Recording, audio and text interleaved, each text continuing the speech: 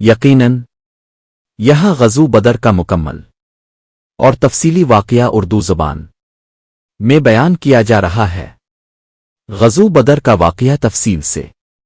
غزو بدر اسلامی تاریخ کا پہلا اور عظیم الشان مرکہ تھا جو 17 رمضان 2 ہجری کو مدینہ سے تقریباً 80 میل دور وادی بدر میں پیش آیا۔ یہ جنگ حق و باطل کے درمیان فیصلہ کن مرکہ تھا۔ پس منظر جب رسول اللہ نے مدینہ ہجرت فرمائی تو کفار مکہ مسلمانوں کے خلاف سازشیں کرنے لگے۔ مسلمانوں کا مال و اسباب مکہ میں چھوڑا گیا تھا جسے قریش نے لوٹ لیا تھا۔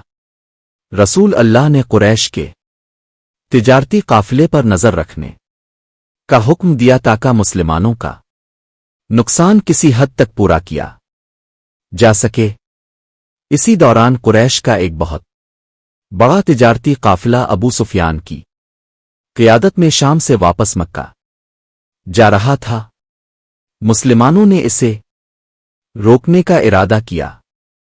ابو سفیان نے قریش مکہ کو اطلاع بھیجی اور وہ ایک بڑی فوج لے کر مدینہ کی طرف چل پڑے۔ لشکروں کی تعداد مسلمانوں کی تعداد 313 جن میں صرف 2 گھوڑے اور 70 اونٹ تھے۔ کفار کی تعداد 1000 جن کے پاس بھرپور اسلحہ گھوڑے اونٹ اور خوراک تھی۔ مقام بدر بدر ایک مقام ہے جو مکہ اور مدینہ کے درمیان واقع ہے۔ یہاں پانی کے چند کنویں تھے، اسی لیے یہ جنگی لحاظ سے اہم جگہ تھی۔ رسول اللہ نے اپنے صحابہ کرام کے مشورے سے کنویں کے قریب پڑاؤ ڈالا تاکہ پانی مسلمانوں کے قبضے میں رہے۔ جنگ کی رات رسول اللہ نے پوری رات اللہ کے حضور سجدہ ریز ہو کر دعا کی، اے اللہ، اگر آج یہ چھوٹی سی جماعت ہلاک ہو گئی تو زمین پر تیرا نام لینے والا کوئی نہ رہے گا۔ جنگ کا آغاز عربی رسم کے مطابق انفرادی مقابلوں سے ہوا۔ قریش کی طرف سے عتبہ، شیبہ اور ولید نکلے۔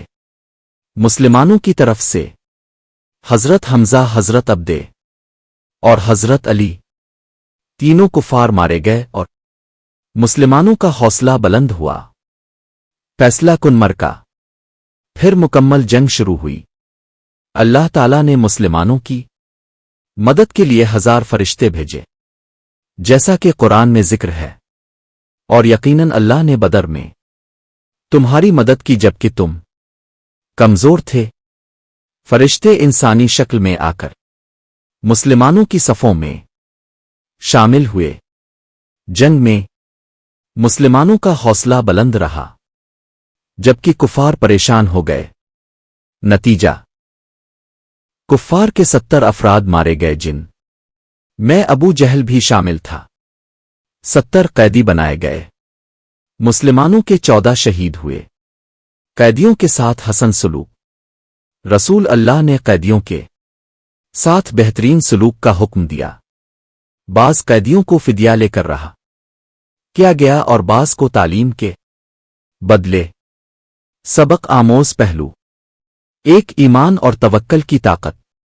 مسلمان ظاہری وسائل میں کمزور تھے لیکن اللہ پر یقین نے انہیں فتح دلوائی۔ 2، مشورے کی اہمیت۔ رسول اللہ نے صحابہ کرام سے مشورہ کیا جو اسلام کے اجتماعی نظام کی بنیاد ہے۔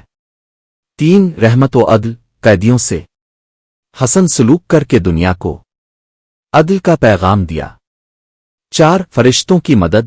اللہ اپنے مخلص بندوں کی مدد کرتا ہے چاہے وہ تعداد میں کم ہی کیوں نہ ہوں۔